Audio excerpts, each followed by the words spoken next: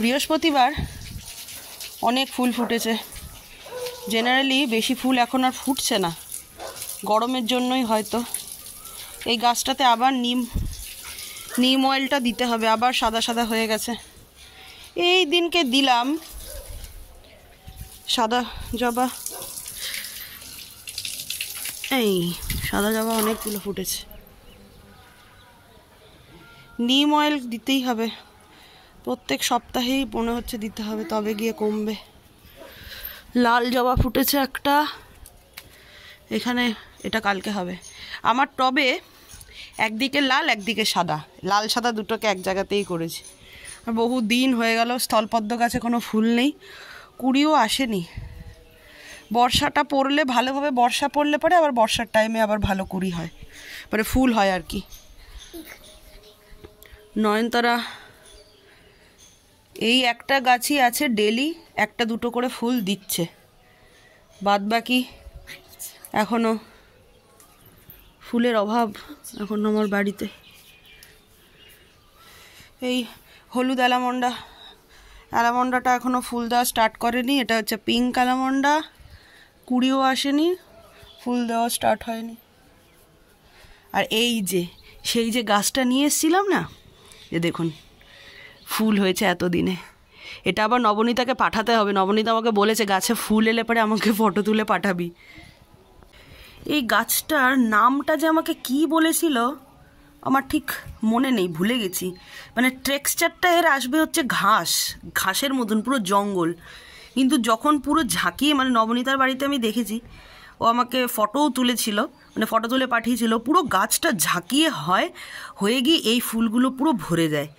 এত দারুণ লাগে দেখতে।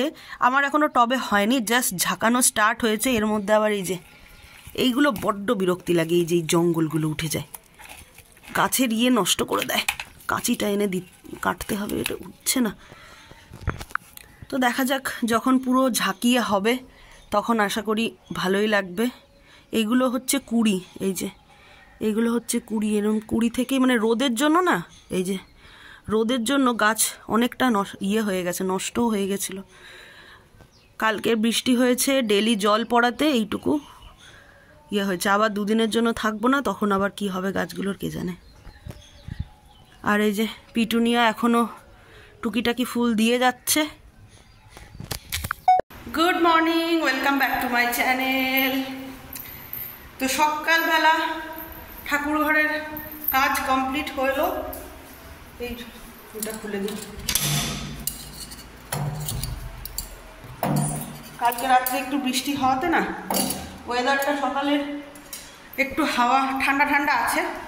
বেলা যাবে, রোদ উঠবে, আবার যেইকে সেই হয়ে যাবে। তো যাই হোক, ঠাকুর ঘরের ফুল টুল তোলা কমপ্লিট হলো। এরপর সকালের ব্রেকফাস্টের ব্যবস্থা হবে, রান্না বান্না হবে। আজকে সকালের ব্রেকফাস্ট হবে হচ্ছে মুড়ি, মটর, শসা, পেঁয়াজ দিয়ে একটা ঝালমুড়ি টাইপের।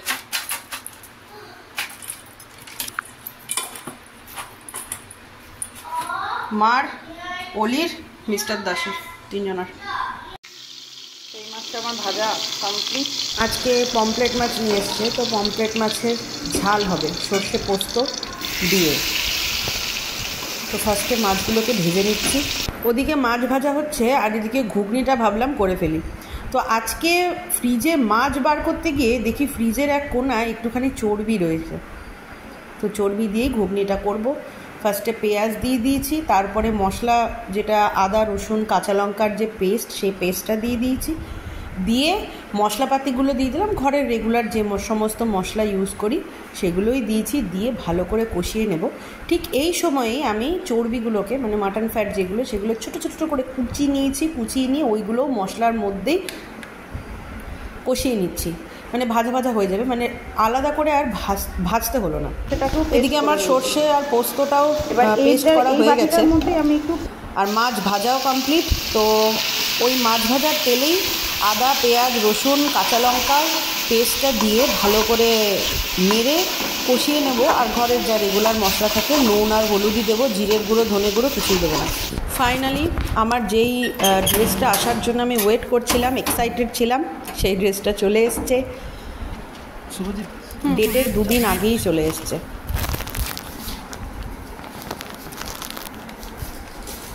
নোংরা যা এখান থেকে এটা নিয়ে যা। ঘরগুলো এমন হয়েছে মানে আমার এগুলো কষানো কমপ্লিট। এরপর সেদ্ধ মটরটা দিয়ে দেবো।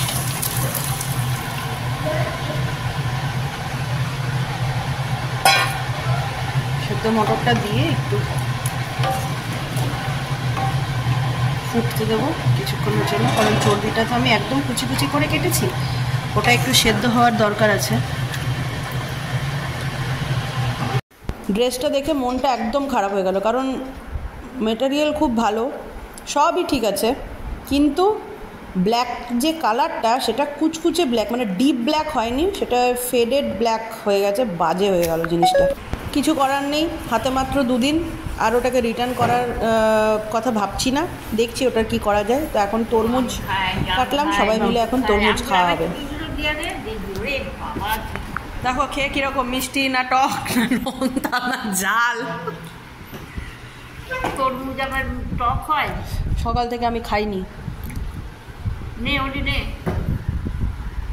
এখন আমাদের বাড়িতে তরমুজ খাওয়া হচ্ছে, ওয়াটারমেলন।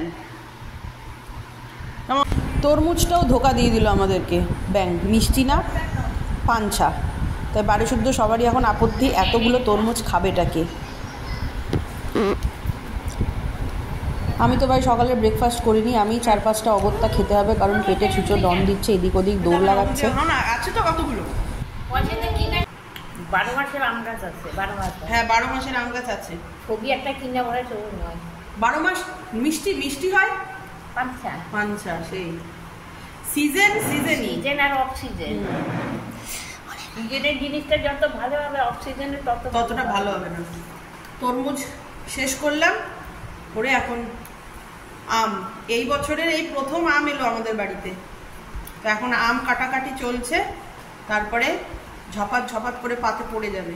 লিচুর তো ছিঁড়ি আগের দিনকে দেখেছি, আমের ছিঁড়িটা দেখা হয়নি। আমটা এনেছিল, ওটা ফ্রিজেই চলে গেছে। লিচুটা খারাপ না, লিচুটা ভালো, সবকটা ভালো ছিল। আজকে খেলে যে সেটা তো না, আজকে খেলাম ভালো ছিল। ভালো ছিল। হ্যাঁ দেখো আমটা কিরকম খেতে, বন্ধ করে দে। এই যে আমগুলো এই হয়েছে, 2টো আম কাটা হয়েছে। অলির বাবাকে দিয়ে আসি, মিস্টার দাসের এখানে বাড়ছি। জামাই ষষ্ঠীর মতন লাগতিছে। আম তরমুজ লিচু,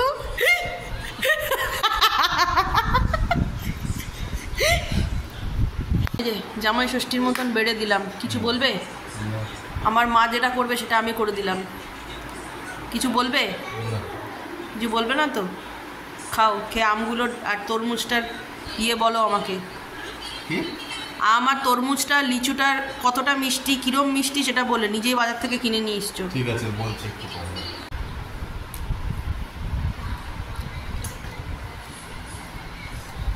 90 টাকা কিলোর আম, মিষ্টি গ্যারান্টি হবে বলে লোক ঠকাচ্ছে, কি বলবো বলুন। তো বাড়ির লোকের সাথে ফাজলামি খাওয়া দাওয়া অনেক হলো, এরপর আবার নিজের ঘরের কাজে লেগে পড়লাম। রান্নার তো হয়ে গেছিলো, রান্নাঘরটা আর পরিষ্কার হয়নি, মানে সিঙ্ক তারপরে গ্যাস মোছা এগুলো হয়নি, তো এগুলো করছি। এরপরে সবাইকে খেতে টেতে দেবো, তো সবাই ততক্ষণে রেডি হচ্ছে, খেতে টেতে বসবে, সেই রকম একটা প্ল্যান চলছে বাড়িতে। তো আমি এই কাজগুলো সারি, সেরে তারপরে খেতে দিতে হবে। আর ডেইলি এই কাজগুলো যদি না করি না, যেদিন তাকাবো না তার পরের দিনকে এমন অবস্থা হবে যে ওটা মানে বিচ্ছিরি হবে।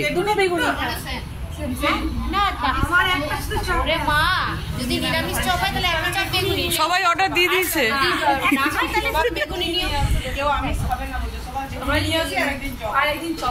ও বাবা, আমি চপ খাবো, আমি খাবো না। এই ডিসাইড করতে করতে দোকান বন্ধ হয়ে যাবে, যা যা যা। ফাইনালি ওরা গেল, আমাদের চপ খাওয়ার শেষমেশ চা খেতে এসেছি।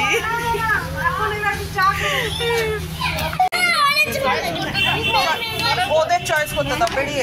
দোকানে ঢুকে আমাদের বাচ্চাগুলো এমন জ্বালাতন শুরু করেছে যে ফ্রিজ ট্রিজ টেনে হিচড়ে খুলে দিয়ে বিচ্ছিরি কাণ্ড করছে। দোকানদার আমাদের ঘেঁটি ধরে বার করে দেয়নি, এই ভাগ্য ভালো। তো ফাইনালি যেই বাচ্চা যেই ফ্লেভারগুলো খাবে সেইগুলো আমরা দিয়ে দিয়েছি। এরপরে আমরা চা খাবো, খেয়ে দেন বাড়ি যাবো। কি সুন্দর সব লাগছে দেখতে, বাহ বাহ বাহ বাহ বাহ। নতুন মুখ হচ্ছে নন্দিনী আর জুই। বলো চা খেয়ে কেমন লাগলো? ঘাম মুছতে হবে না?